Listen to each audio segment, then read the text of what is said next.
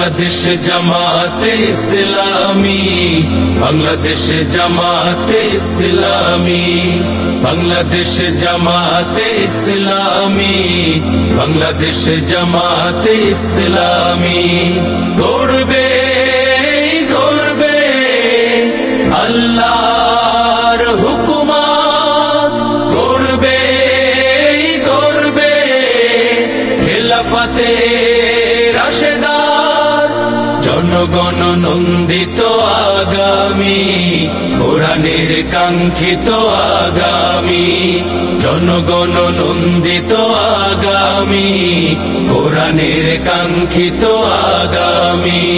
বাংলাদেশ জামাতে ইসলামী, বাংলাদেশ জামাতে ইসলামী, বাংলাদেশ জামাতে ইসলামী, বাংলাদেশ জামাতে ইসলামী। এখনো যারা পায়নি দাওয়াত কোরআনের এই মিছিলে, এখনো যারা পায়নি দাওয়াত কোরআনের এই মিছিলে, শুনিয়ে দেই চলো সত্যবাণী, শুনিয়ে দেই চলো সত্যবাণী, পথ বাতলে দেই আমলে, বলে দেই বুকে টেনে জান্নাতে একাই আমি যাব না তো ভাই, তোমাকেও জান্নাতি দলে নিতে চাই, জান্নাতে একাই আমি যাব না তো ভাই, তোমাকেও জান্নাতি দলে নিতে চাই। সালাতে আসো যদি প্রতি আজানে, জেনে রেখো এলে তুমি ফুল বাগানে, সালাতে আসো যদি প্রতি আজানে, জেনে রেখো এলে তুমি ফুল বাগানে, যে বাগে রহম ঝরে হয় রোশনাই, যে বাগে রহম ঝরে হয় রোশনাই, শুধু তাই শুধু তাই আহা শুধু তাই, তোমাকেও জান্নাত। ভালো কাজের জন্য আমরা যেন ভালো কাজ করতে পারি, কারণ ভালো কাজের সাথে সাথে আমাদেরকে পরকালের একমাত্র নাজাত। তোমাকেও জান্নাতি দলে নিতে চাই। পদ্মা মেঘনা যমুনার তীরে আমরা শিবির গড়েছি, পদ্মা মেঘনা যমুনার তীরে আমরা শিবির গড়েছি, আমরা আল্লাহর আইন মেনে চলবো, আর এই জমিনে আল্লাহকে প্রতিষ্ঠা করতে যারা কাজ করছে তাদের সমর্থন করব, তাদের আলোকে আমরা কি করবো, তাদেরকে পরিচালিত করবো এবং তাদের সংঘবদ্ধ হয়ে আমাদের শক্তিকে আরো বিকশিত করবো। সকলে নবীজি রাস্তা ধরেছি, আমরা শিবির গড়েছি, পদ্মা মেঘনা যমুনার তীরে আমরা শিবির গড়েছি। আমাদের সামনে বক্তব্য রাখার জন্য আহ্বান করছি, নসিহামূলক বক্তব্য রাখার জন্য আহ্বান করছি বারাকা ফাউন্ডেশনের সম্মানিত চেয়ারম্যান, বাংলাদেশ পল্লী উন্নয়ন বোর্ড লাকসাম উপজেলার সম্মানিত ডিরেক্টর, এই এলাকার কৃতি সন্তান, বিশিষ্ট ইসলামী চিন্তাবিদ, বিশিষ্ট গবেষক জনাব মোহাম্মদ নুরুল ইসলামকে বক্তব্য রাখবেন, নসিহামূলক বক্তব্য রাখবেন জনাব মোহাম্মদ নুরুল ইসলাম।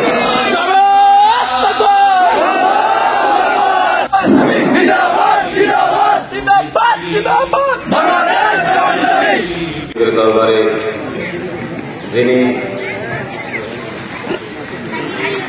আলমে আরওয়াহ থেকে শুরু করে বিভিন্ন ধাপ অতিক্রম করে আলমে দুনিয়ার এই সমস্ত পর্যন্ত আমাদেরকে হায়াত দান করেছেন এবং আজকের এই প্রোগ্রামে আসার আল্লাহ তাআলা দয়া করে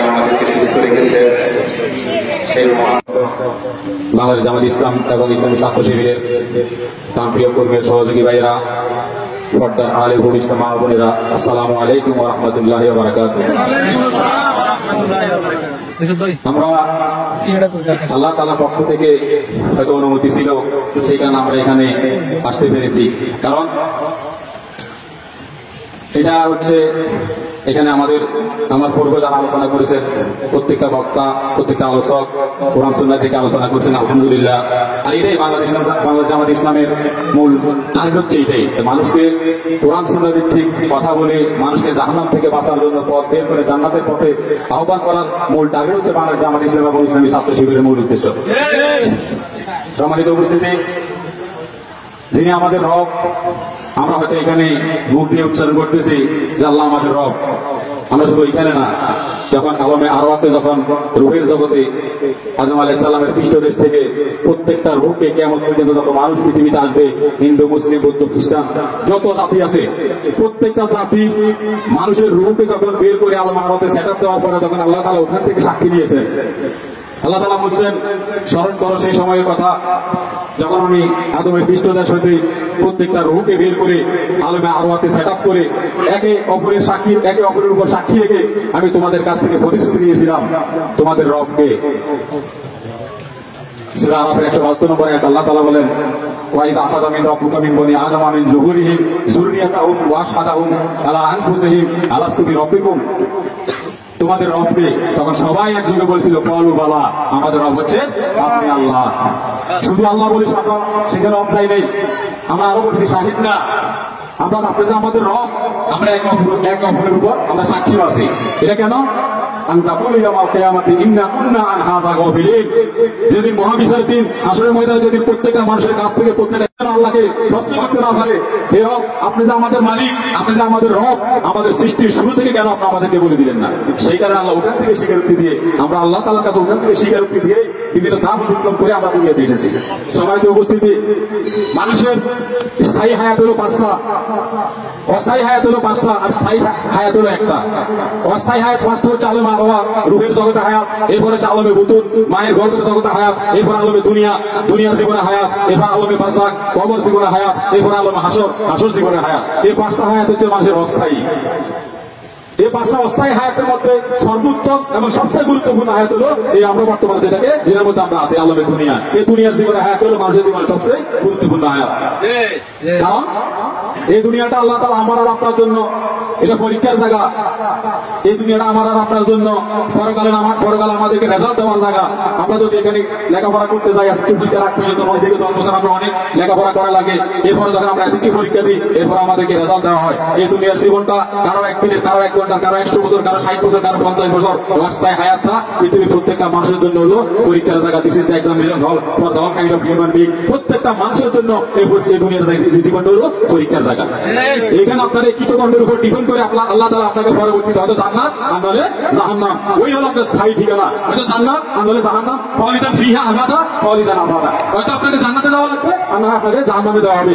ওই হায়াত হলো আপনার হলো স্থায়ী হায়াত, অনন্তকালের জন্য, সেটা হলো স্থায়ী। আর এর আগে 5টা হলো অস্থায়ী। এখন আমরা বাংলাদেশ জামাত ইসলাম এবং ইসলামী ছাত্র শিবির ছাড়া ইনশাআল্লাহ আমরা এখানে মনে করেন যে বাংলাদেশে অনেক দলে আছে, অনেক দলের অনুসারী আমরা, আমাদের অনেক নেতা আছে, তো থাকতে পারে স্বাভাবিক। কিন্তু আমি আপনাদেরকে এই দুনিয়ার জীবনে একটা টার্গেট আর একটা সোর্স হিসেবে আমি আপনাদের কিছু কথা বলতে চাই। সেটা হচ্ছে যে যেদিন আপনাকে হাসরের ময়দানে ডাকতে হবে, পৃথিবীর প্রত্যেকটা মানুষকে যখন একত্রিত করা হবে, আল্লাহ তাআলা হাসরের ময়দানে মানুষকে তিনটা ধাপে ডাকতে হবে। প্রথম ধাপ হচ্ছে কি, ওয়াকুল্লুহুম আতিহি ইয়াওমাল কিয়ামাতি ফারদা। সূরা মরিয়ম 2 নম্বর আয়াত আল্লাহ তাআলা বলছেন পৃথিবীর প্রত্যেকটা মানুষকে সেফ, সিঙ্গেল, একলা ডাকতে হবে, without your parents, without your friends, without your company, without your any kinds of company. পৃথিবীর প্রত্যেকটা মানুষকে সেদিন তার পিতা মাতা ছাড়া, বন্ধু বান্ধব ছাড়া, কোন সঙ্গী ছাড়া সেদিন সেফ। প্রথম ধাপে আপনাকে একলা ডাকতে হবে। দ্বিতীয় ধাপ আসে না পারে, গুরুত্বপূর্ণ জিনিস দ্বিতীয় ধাপ আপনাকে ডাকতে হবে। সূরা বনী ইসরাঈল 71 নম্বর আয়াত ইয়া মানাদু কুল্লু উনাসিন বিইমামিহিম। দ্বিতীয় ধাপে পৃথিবীর প্রত্যেকটা মানুষকে সে কোন নেতার অধীনে ছিল জমিনে, এই নেতা সহকারে ডাকতে হবে। এবার আপনি সিদ্ধান্ত নেন, আপনি যাচাই বাছাই করেন এই দুনিয়াতে কোন সংগঠনের নেতা, কোন দলের নেতা আপনাকে বালুর দিকে ডাকে। পরকালে জাহান্নামের আযাব থেকে বাঁচার জন্য কোন দলের সংগঠনের নেতা আপনাকে ডাকে।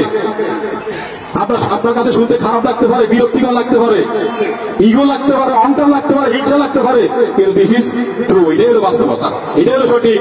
কারণ এই কোরআন এটা হচ্ছে আমার কিতাব, যার সবকিছু সঠিক, এখানে কোনো সন্দেহ নাই। সুতরাং ওয়া মিন গায়বাতিন ফিস সামাই ওয়াল আরদি ইল্লা ফি কিতাবিন মুবিন, সূরা নামলের 95 নম্বর আয়াত আল্লাহ তাআলা বলেন আসমান এবং জমিনের এমন কোনো গোপন কিছু নাই যা এই কিতাবে লিপিবদ্ধ করা নাই। সুতরাং আমাদের কথা হবে কোরআন সুন্নাহ থেকে। কারণ কোরআন সুন্নাহ থেকে যদি আমরা কথা না বলি, আপনি রাসূল সাল্লাল্লাহু আলাইহি ওয়াসাল্লামের জীবনী অধ্যয়ন করেন, রাসূল সাল্লাল্লাহু আলাইহি ওয়াসাল্লামের দাওয়াতি কাজের পদ্ধতি অধ্যয়ন করেন, ওনার যে দাওয়াতি কাজের পদ্ধতি অধ্যায় আছে সেটা অধ্যয়ন করেন, সেখানে পাবেন মানুষকে ভালোর দিকে ডাকার সর্বপ্রথম হাতিয়ার, সর্বপ্রধান হাতিয়ার হচ্ছে কোরআন। আপনি দেখেন যেদিন হযরত ওমর যেদিন রাসূল সাল্লাল্লাহু আলাইহি ওয়াসাল্লাম হত্যা করতে রওনা দিয়েছিলেন, তখন পথে কার সাথে দেখা হয়েছিল? নাঈম রাদিয়াল্লাহু তাআলার সাথে। নাঈম রাদিয়াল্লাহু তাআলা কিছুদিন আগে ইসলাম ধর্ম গ্রহণ করেছিলেন। নাঈম রাদিয়াল্লাহু তাআলা কোনোভাবে ওমরকে রাসূল সাল্লাল্লাহু আলাইহি ওয়াসাল্লামকে হত্যা করার মোড় থেকে তাকে ফিরাইতে পারে নাই। পরবর্তী সে একটা কথা বলে ফিরেছে যে তুমি তো মুহাম্মদকে মারতে চাইতেছো, তোমার ঘরে তোমার বোন এবং বোনের জামাই তো ইসলাম ধর্ম গ্রহণ করেছে। বোনকে ফাতেমা আর বোনের জামাইকে সাঈদ রাদিয়াল্লাহু তাআলা। তখন ওখানে গেল, ওখানে যাওয়ার পরে দেখে কি দেখে, ঘরের দরজার বাইরে দাঁড়িয়ে শুনতেছে কে যেন তাকে কোরআন পড়াচ্ছে, ওখানে তাদেরকে কোরআন পড়াচ্ছে। এই ভিতরে কে ছিল? হযরত খাব্বাব রাদিয়াল্লাহু তাআলা সূরা তাহার কয়েকটি আয়াত একটি কাঠের টুকরোতে লিখে এনে সেখানে তাদেরকে কোরআন দিয়ে দাওয়াত দিতেছিলেন। কারণ মানুষকে আপনি ভালো দিকে ডাকবেন কিসের জন্য? হেদায়েতের জন্য। হেদায়েতের মূল মেডিসিন কি? যালিকা হুদাল্লাহি ইয়াহদি বিহি মান ইয়াশা। সূরা জুমার 19 নম্বর আয়াতের মাঝখানে আল্লাহ তাআলা বলেছেন আমি যদি কাউকে হেদায়েত দিই তাহলে কোরআনের মাধ্যমে দিই। তাহলে আপনি কোরআন দিয়ে যদি দাওয়াত না দেন তাহলে কোনো ফায়দা আছে? কোনো ফায়দা নাই। রাসূল সাল্লাল্লাহু আলাইহি ওয়াসাল্লাম যখন ওনার কিছু সাহাবীদেরকে যখন বিভিন্ন এরিয়া ভিত্তিক যখন দাওয়াতি কাজের জন্য পাঠাইছিলেন যে তুমি এই এরিয়াতে যাও, তুমি এই এরিয়াতে যাও, তুমি ওই এরিয়াতে যাও, ওখানে গিয়ে প্রত্যেকটা সাহাবী সর্বপ্রথম প্রত্যেকটা মানুষকে কোরআন দিয়ে দাওয়াত দিয়েছিলেন। কারণ তারা জানে রাসূল সাল্লাল্লাহু আলাইহি ওয়াসাল্লামের উপর আয়াত নাযিল হয়েছে আমি যদি কাউকে হেদায়েত দিই তাহলে কোরআনের মাধ্যমে দিই। সেই কারণে সর্বশ্রেষ্ঠ মেডিসিন রাসূল সাল্লাল্লাহু আলাইহি ওয়াসাল্লামের পক্ষ থেকে সাহাবীরা শিক্ষা নিয়ে তাদের প্রত্যেকটা এরিয়াতে এই কোরআন দিয়ে মানুষদেরকে দাওয়াত দেওয়া শুরু করে দিয়েছেন। এই পৃথিবীতে আমি আর আপনি যদি কোরআন সুন্নাহ থেকে আলোচনা না করে, কোরআন সুন্নাহ ভিত্তিক যদি আমরা কথা না বলে, যদি মানুষকে ভালোর দিকে না ডাকি, আল্লাহর দিকে যদি না ডাকি, কিয়ামত পর্যন্ত চেষ্টা করে যাবেন, কোনো ফিডব্যাক পাবেন না, কোনো রেজাল্ট পাবেন না। কারণ এই বন্ধু আল্লাহ তাআলা বলেছেন যে আমি কাউকে হেদায়েত দিলে আমি কোরআনের মাধ্যমে দিই। সম্মানিত উপস্থিতি, যারা যুবক ভাইরা আছেন, মুরব্বিয়ান ইকরাম আছেন, আপনারা মনে রাখবেন এই দুনিয়াতে আপনি তাহলে আমার টপিক ছিল কোন নেতার অনুসরণ করবেন। আপনি দেখেন সূরা আযাবের 67 নম্বর আয়াত পড়েন, فقالوا ربنا إنا أطعنا سادتنا وكبراءنا فأضلونا سبيلا। সেদিন নেতা কর্মী যখন জাহান্নামে ঘোষিত হয়ে যাবে, তখন এই কর্মীরা, দুনিয়ার জীবনে কর্মীরা বলবে হে আল্লাহ, এই দুনিয়ার জমিনে সে আমার বড় ভাই ছিল, সে আমার নেতা ছিল, আমি যখন কোনো অপরাধ করতাম তখন থানা ওসিকে ফোন দিয়ে আমার নামে যেন মামলা না নেয় সেটা ব্যাপারে সুপারিশ করতো। হে আল্লাহ, এই দুনিয়ার ইনি আমার বড় ভাই ছিল, উনি আমার অভিভাবক ছিল, উনি আমার নেতা ছিল।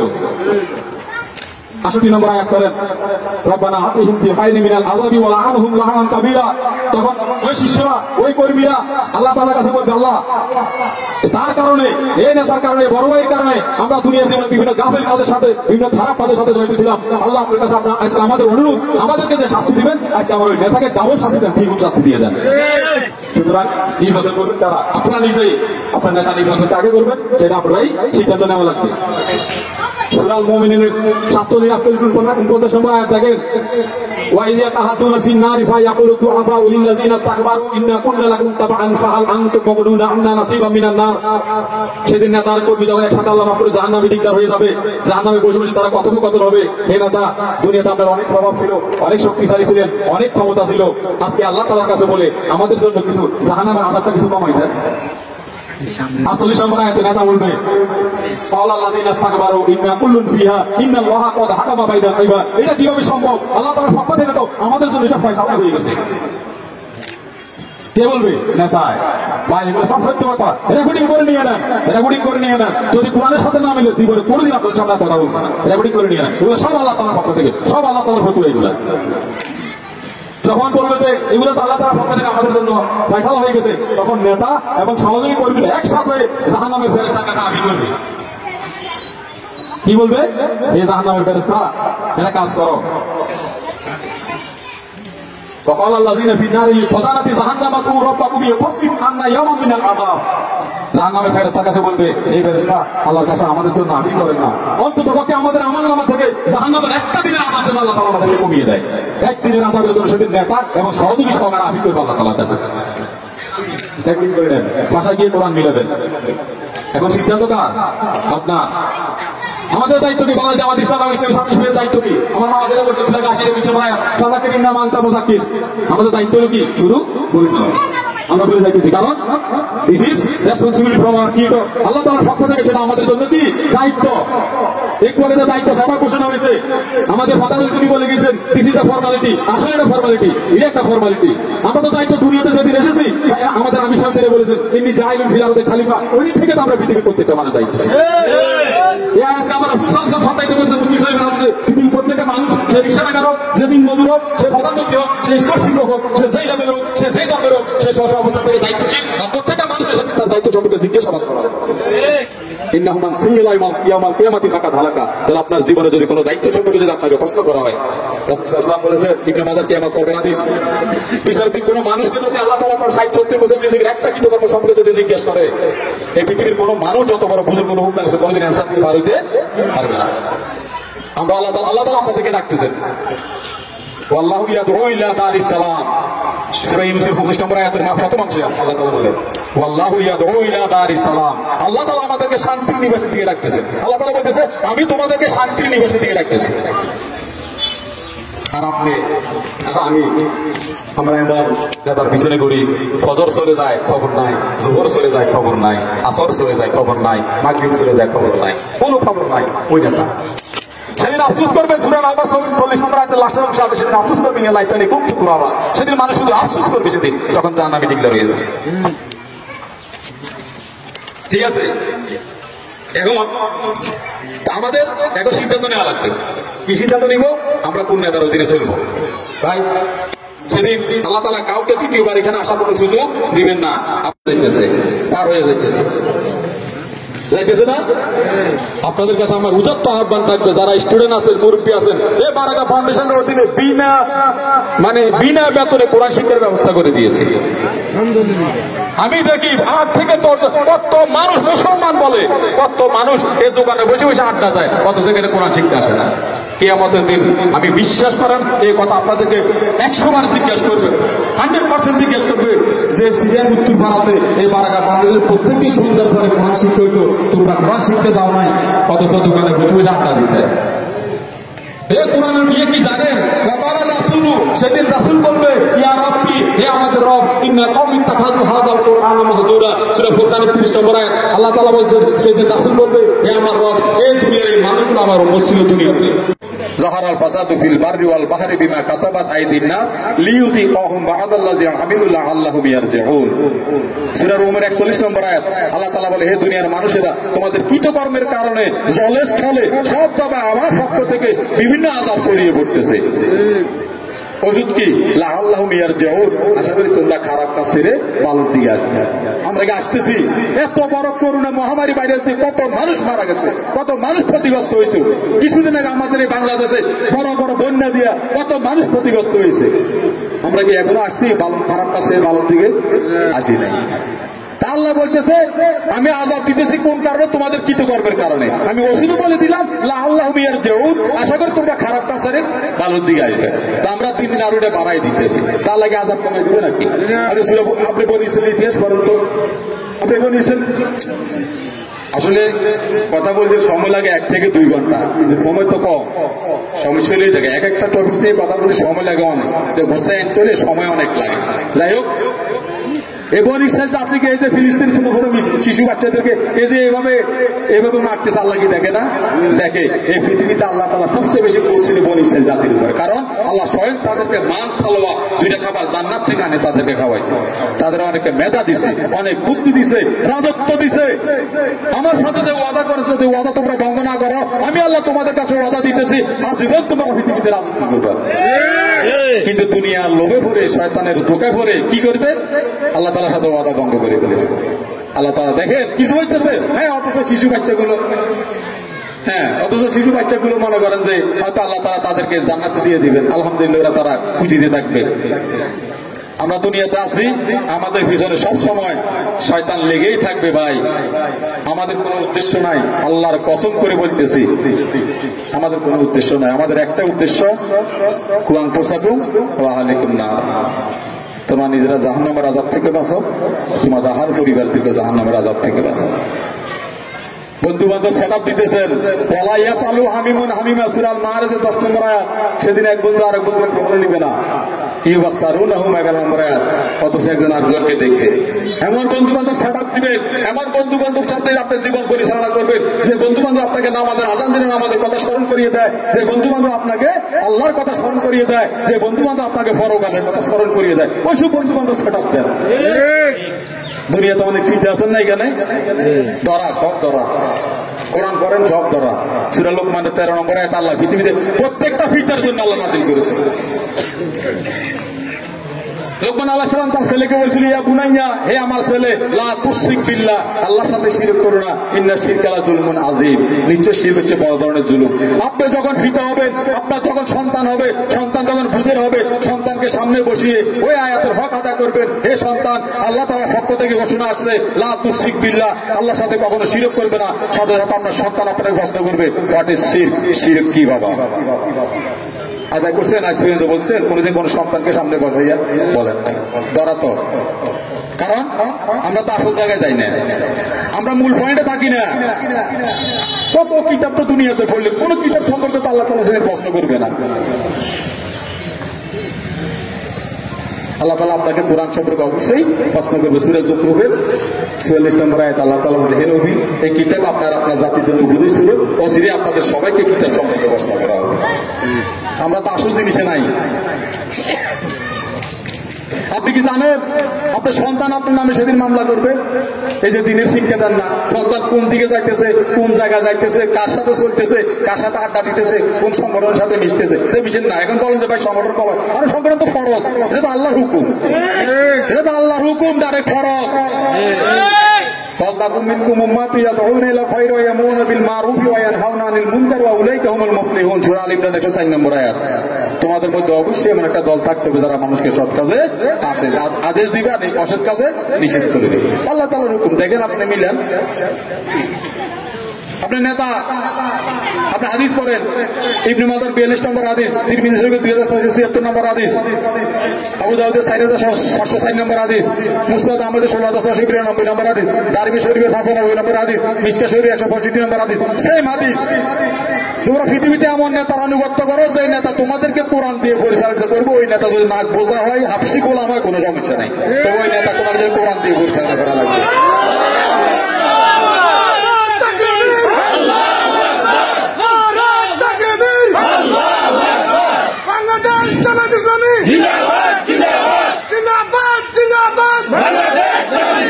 আপনারা এই জন্য এগুলো বলি ভাই, এগুলা আমাদের কোনো ফায়দা নাই, আমরা আমাদের কোনো মানে টার্গেটও নাই। আমাদের টার্গেট একটাই, আমরা বারবারে বলি, আমরা মানুষকে জাহান্নামের আযাব থেকে বাঁচার জন্য ডাকবো। হ্যাঁ, আমাদের সমালোচনা করা হবে, এটা আমরা জানি, কারণ স্বয়ং রাসূলুল্লাহ সাল্লাল্লাহু আলাইহি সাল্লামের বিরুদ্ধে সমালোচনা করা হয়েছে।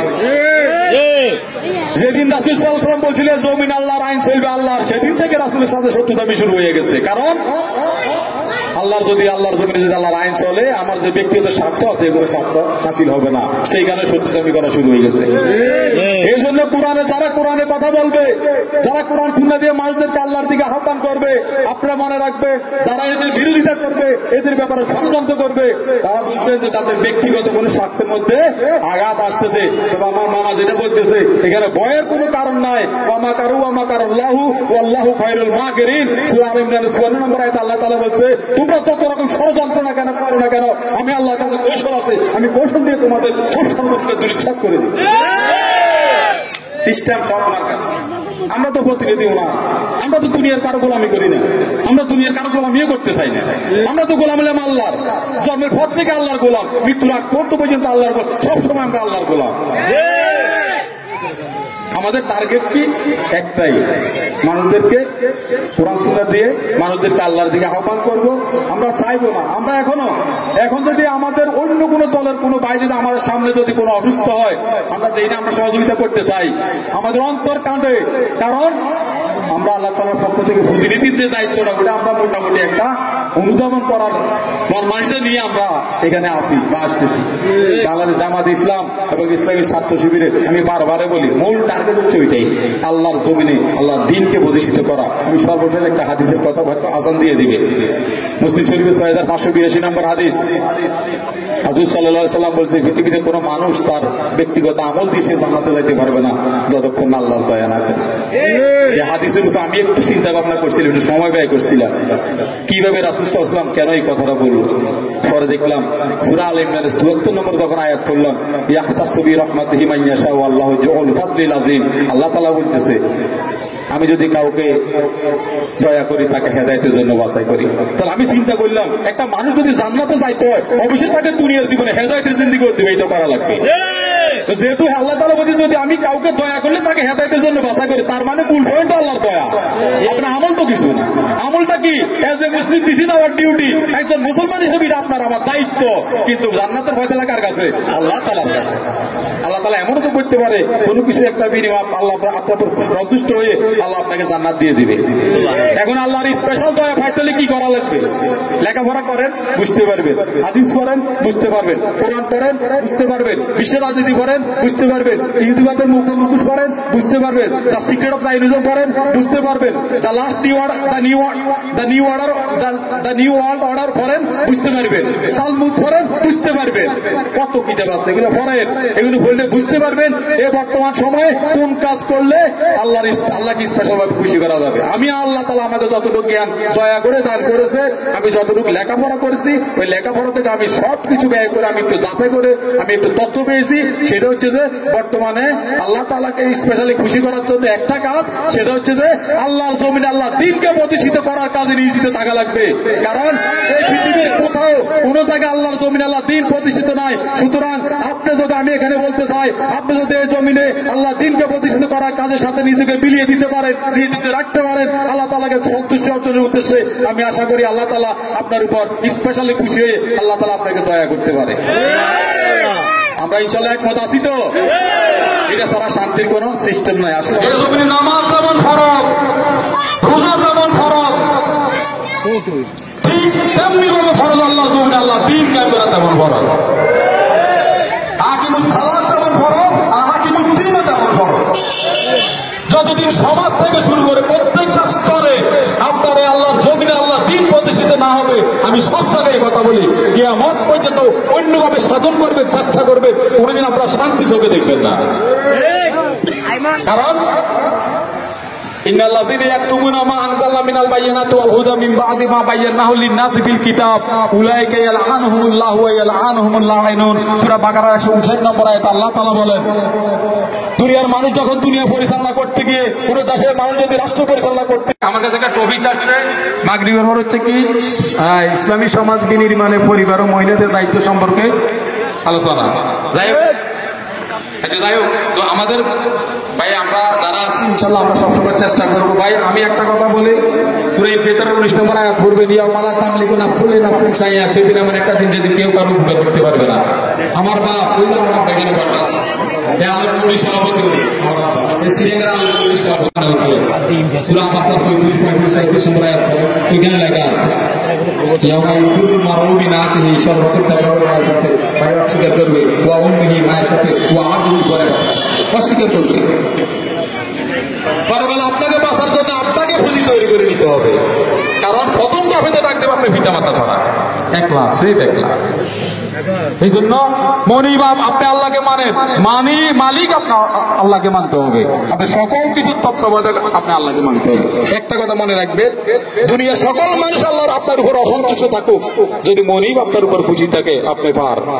নারায়ে তাকবীর, নারায়ে তাকবীর, নারায়ে তাকবীর, আল্লাহু আকবার। জামাতের কর্মীরা সারা পৃথিবীতে কালেমার দাওয়াত দিয়েই যাবে। জামাতের কর্মীরা সারা পৃথিবীতে কালেমার দাওয়াত দিয়েই যাবে। কোরআনের আলোকে সমাজ বিনির্মাণ, কোরআনের আলোকে সমাজ বিনির্মাণ, হাজার জুলুম বাধা উতরে যাবে। জামাতের কর্মীরা সারা পৃথিবীতে কালেমার দাওয়াত দিয়ে যাবে। আয় তারুণ্য আয় আয় অগ্নিগিরির লাভার মতো উদ্গিরিত হই, অগ্নিগিরির লাভার মতো উদ্গিরিত হই। দুঃখ শোকের মাঝেও চির উজ্জীবিত রই, দুকুল ভাঙা ঝড়ের মতো নৃত্য তুলে পায়। আয় তারুণ্য আয় আয় আয় তারুণ্য আয়, আয় তারুণ্য আয় আয় আয় তারুণ্য আয়। আয় আয় তারুণ্য আয়, আয় তারুণ্য আয় আয় আয় তারুণ্য আয়। তোর মুক্ত স্বাধীন দু হাতে যে শেকল পড়ালো, স্বপ্ন সজীব চোখের কোণে অশ্রু ঝরালো। মুক্ত স্বাধীন দু হাতে যে শেকল পড়ালো, স্বপ্ন সজীব চোখের কোণে অশ্রু ঝরালো। সেই অত্যাচারীর বুকের চাতাল ভেঙে দেনে হিংস্র মাতা তৃপ্ত চরণ ঘাই। আয় আয় তারুণ্য আয়, আয় তারুণ্য আয় আয় আয় তারুণ্য আয়। চল চল চল ঊর্ধ্ব গগনে বাজে মাদল, নিম্নে উতলা ধরণী তল, বরুণ প্রাতের তরুণ দল। চল রে চল রে চল, চল চল চল চল চল চল। আন্দোলনের শপথ নিলাম মৃত্যুকে নাই ভয়, ভয়ে আমাদের জীবন যাবে নইলে হবে জয়। আন্দোলনের শপথ নিলাম মৃত্যুকে নাই ভয়, ভয়ে আমাদের জীবন যাবে নইলে হবে জয়। ওরে বাংলাদেশের মানুষ তোরা জাগ, জামাতে ইসলামী দিচ্ছে ডাক।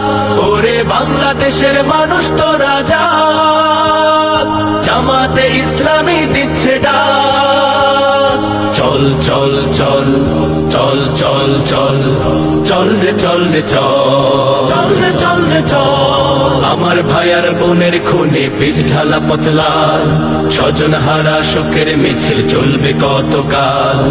নিরাপদে ফিরবো ঘরে সেই অধিকার চাই, সালাম রফিক বরকতেরা আজ জেগেছে ভাই। ওরে চেতন হারা মানুষ তোরা জাগ, জামাতে ইসলামী দিচ্ছে ডাক। ওরে চেতন হারা মানুষ তোরা জাগ, জামাতে ইসলামী দিচ্ছে ডাক। চল চল চল চল। বুঝছেন ওরা দেখেন আমরা তোমরা আমার কোন কোন অবদানকে অস্বীকার করবে? আমরা কত বড় নাফরমান, দেখেন কত বড় নাফরমান। আমরা প্রত্যেক দিন আল্লাহর নিয়ামতকে অস্বীকার করতেছি। তোর মুক্ত স্বাধীন দু হাতে যে শেকল পড়ালো, স্বপ্ন সজীব চোখের কোণে অশ্রু ঝরালো। মুক্ত স্বাধীন দু হাতে যে শেকল পড়ালো, স্বপ্ন সজীব চোখের কোণে অশ্রু ঝরালো। সেই অত্যাচারীর বুকের চাতাল ভেঙে দেনে হিংস্র মাতা তৃপ্ত চরণ ঘাই। আয় আয় তারুণ্য আয়, আয় তারুণ্য আয় আয় আয় তারুণ্য আয়। আল্লাহুম্মা ইন্নী আসআলুকা আল-আফওয়া ওয়াল আফিয়া ফিদ-দীন ওয়াদ-দুনিয়া ওয়া হালি ওয়া মালি। আল্লাহুম্মা আস্তুর আওরাতি ওয়া মিন রাতি। আল্লাহুম্মা ফাদনি মিন বাইনি ইয়াদাই ওয়া মিন খালফি ওয়া ইয়ামিন ওয়া মিন শিমালি ওয়া মিন ফাওকি ওয়া আউযু বিকা মিন আযাবি ইয়া হাইয়্যু ইয়া কাইয়্যুম বিরহমাতিকা। এসেছি আমার আপনি শুনুন, যে যেখানে আল্লাহ দুনিয়া থেকে চলে গেছে, আল্লাহ তাদের কবরকে নিয়ামত জান্নাত বানিয়ে দেন। আল্লাহ যে কথাগুলো আমরা শুনেছি সেই মোতাবেক আমল করার তৌফিক দান করুন। اللهم حاسبني حسابا يسيرا، اللهم حاسبني حسابا يسيرا، اللهم على ذكرك وشكرك وحسن عبادك، اللهم قِنِي عذابك يوم تبعث عبادك. يا الله আমি আমার দুটি আঁখি কি করে ধরে রাখি, অঝরে কান্না বেরিয়ে আসে।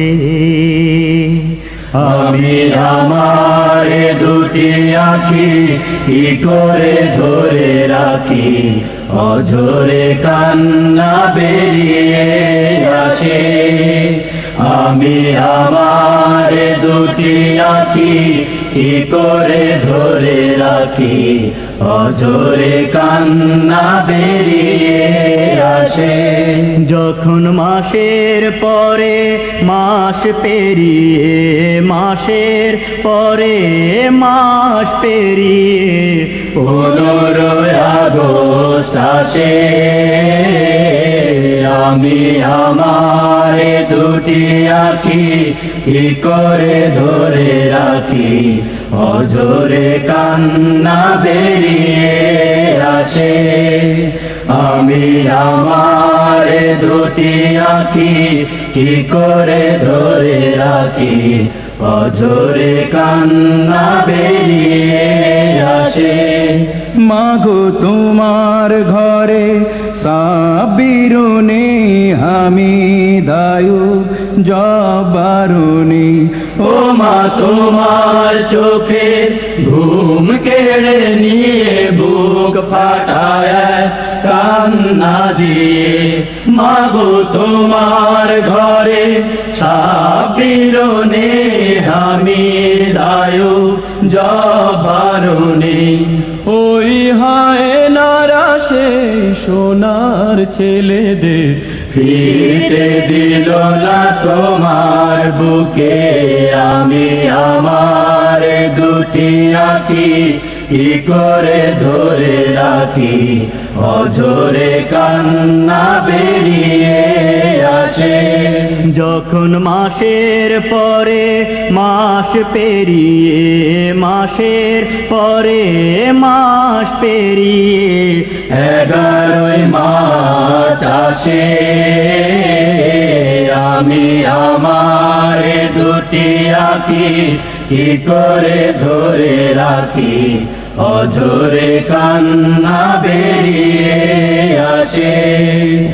আমি আমার দুটি আঁখি কি করে ধরে রাখি, অঝরে কান্না বেরিয়ে আসে।